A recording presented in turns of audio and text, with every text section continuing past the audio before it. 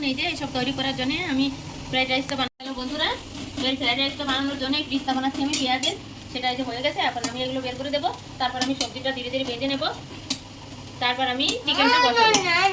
এগুলো ভেজে নিয়ে চিলি চিকেনটা বানাবো। এই যে আমি পিস্তাটা বের করে দিয়ে তেল দিয়ে দিয়েছি কড়ার মধ্যে। এখন আমি গাজরটা ভেজে নেবো আগে। তারপর দেখুন বন্ধু, গাজর হাফ ভাজা হয়ে গেছে। এখন আমি ক্যাপসিকামটা দিলাম, আনার তো বেশি হয়ে যেত ক্যাপসিকামটা ভাজা, তাই আমি গাজরটা হাফ হয়ে গেল, এখন দিলাম ক্যাপসিকামটা।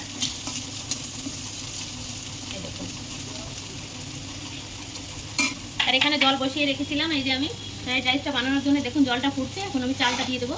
বন্ধু জলটা বসিয়ে দিয়েছিলাম, জলটা তো ফুটে উঠেছে। এর মধ্যে আছে তেজপাতা, গোটা গরম মশলা, সাদা তেল, নুন, এগুলো দিয়েছি। আপনারা চাইলে ঘিও দিতে পারেন, আমি ঘিটা দিলাম না, সাদা তেল দিয়ে বসানো হয়েছিল।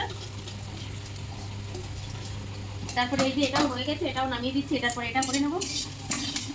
দেখুন এই পিসটার সাথে এটাও নামিয়ে দিচ্ছি।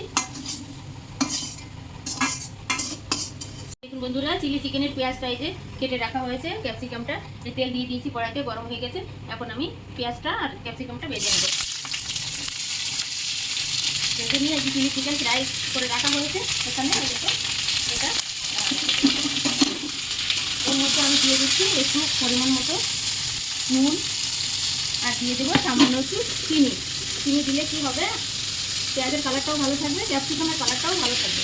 ক্যাপসিকামটাও মিলিয়ে দিচ্ছি। এটা বয়েল করে নামিয়ে দেবো, তারপর চিকেনটা বসাবো।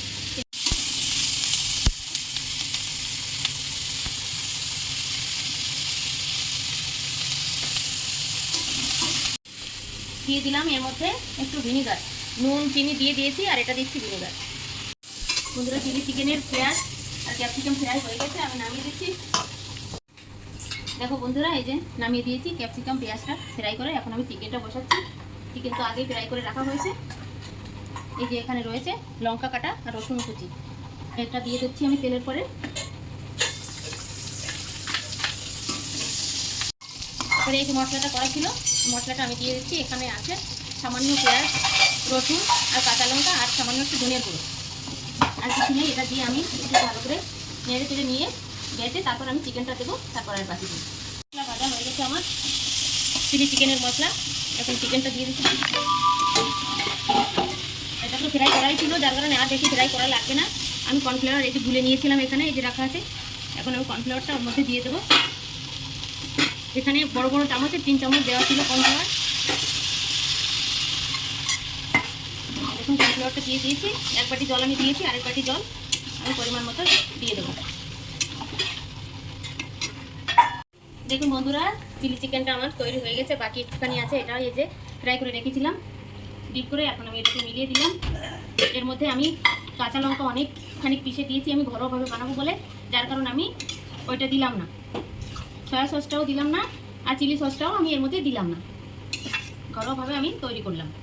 তাই আপনাদের যদি ভালো লেগে থাকে এইভাবে তৈরি করে খেয়ে দেখবেন যে কেমন লাগে, তারপর বলবেন কমেন্টে। দেখুন চিকেনগুলো কত সুন্দর বলে গেছে, এই দেখুন। আর কালারটা হয়েছে কিন্তু একদম সবুজ, মানে চিলি চিকেনের মতোই হয়েছে। কাঁচা লঙ্কা পিষে দিলে এরকমই কালার থাকে সুন্দর মতন। ঠিক আছে বন্ধুরা, থ্যাংক ইউ, দেখে নেবেন। দেখো বন্ধুরা, ভাতটাও হয়ে গেছে। আমি ফ্রাইড রাইসটা এখন সবজিগুলো সব মিলিয়ে নিচ্ছি। এক এক করে এরকম করে করে মিলিয়ে নিতে হবে।